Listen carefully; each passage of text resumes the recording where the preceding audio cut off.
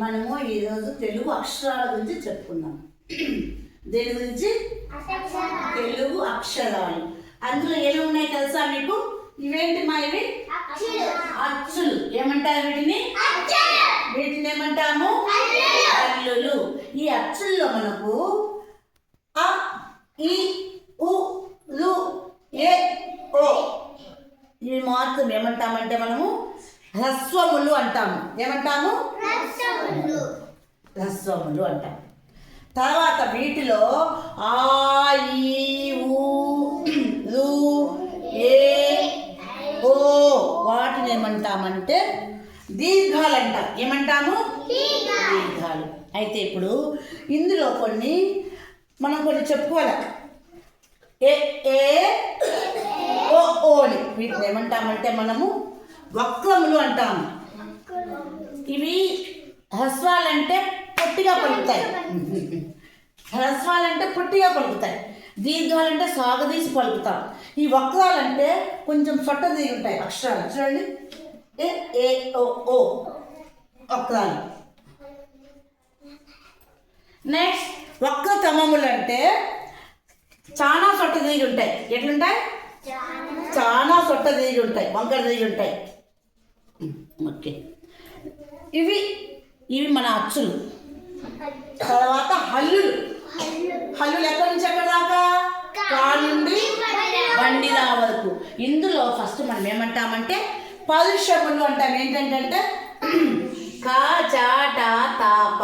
హల్లుల్లో ముందు ఇది కావర్గం అంటాం, ఇది చావర్గం, ఇది టావర్గం, తావర్గం, పావర్గం. ఫస్ట్ లైన్ వస్తుంది కదా, కా, చా, టా, తా, ప. వాటిని ఏమంటామంటే మనము పరుషములు. ఏమంటాము? ఓకే, నెక్స్ట్ రెండో వస్తుంది కదా,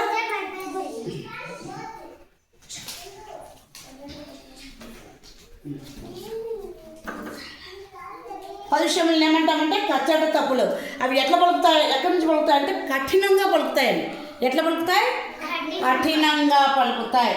నెక్స్ట్ సరళములు. రెండో వరుస గా, జా, డా, దా, బా.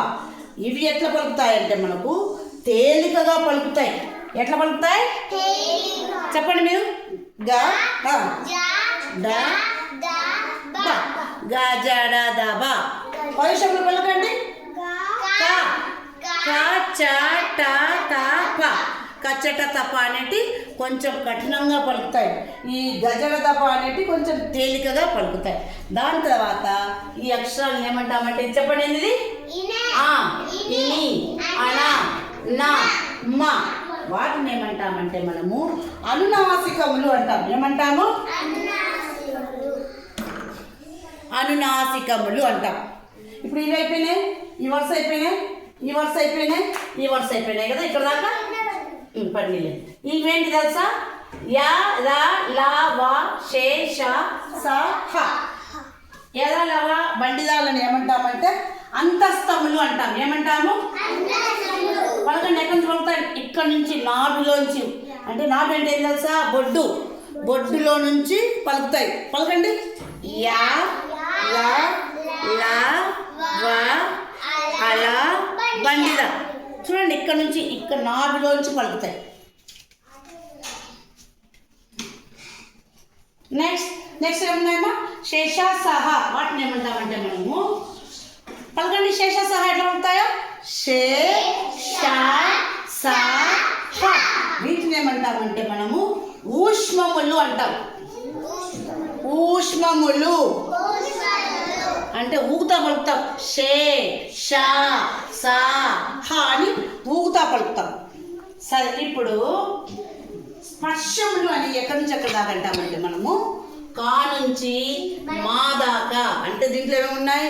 కావర్గము, చావర్గము, టావర్గము, తావర్గము, పావర్గము. ఉన్నిలే. ఈ 5 వర్గాలు కలిసి ఉండే వాటిని మనం ఏమంటామంటే స్పర్శములు అంటాం. ఏమంటాము? స్పర్శములు అంటాం. సరే, అయిపోయాయి. ఇప్పుడు మనము నిన్న ఏం చెప్పుకున్నాం? మనము మహాప్రాణులు చెప్పుకున్నాం. మహాప్రాణులు చెప్పుకున్నామా? ఏంటంటే మహాప్రాణులు ఖ, ఘ, ఛ, ఝ, ఠ, ఢ, థ, ధ, ఫ, భ. వీటిని మహాప్రాణులు అంటాం. మహాప్రాణులు. అవి కాకుండా మిగిలినట్టు ఉంటాయి చూసినారా, వాటిని కాచాట తాప గాజాడ దాప వీటిని మనం ఏమంటామంటే అల్ప ప్రాణులు అంటాం. ఏమంటాం? అల్ప ప్రాణులు అంటాం. ఇవి కాకుండా మనము హల్లు పదాలను గుణితం చేర్చి రాయాలంటే ధృతము అని వస్తుంది. ఏమొస్తుంది? ధృతము అంటే పదాల చివర ఇట్లా పొల్లు ఉంటుంది కదా, పొల్లు, వాటిని మనం ఏమంటామంటే ధృతము అంటాము. ఏమంటాము? ధృతము. ఇవి తెలుగు భాష యొక్క అక్షరాల రూపం. అర్థమైందా?